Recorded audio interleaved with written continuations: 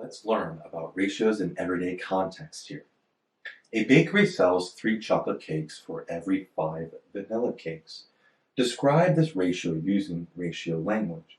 If the bakery sold 15 chocolate cakes, how many vanilla cakes were sold? So we want to get a ratio here. We have chocolate cakes and we have vanilla cakes. Okay? So we're going to make our ratio here of chocolate to vanilla. So we have chocolate. There's a colon here to vanilla. So we have chocolate to vanilla. Now, in our example here, they tell us that 3 chocolate cakes were sold for every 5 vanilla cakes. So a ratio of 3 to 5.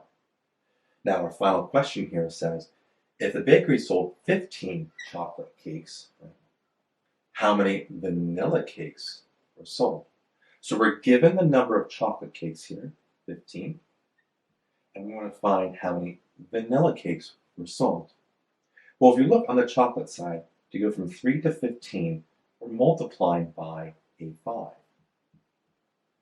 3 times 5 gave me that 15. So we're going to take the ratio side for vanilla and also multiply that by a 5. 5 times 5 is a 25. And so we have a ratio now of 15 chocolate cakes sold for 25 vanilla cakes that were sold. So our answer here is 25 vanilla cakes.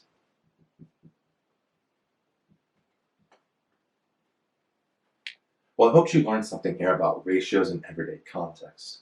And as always, thanks for watching.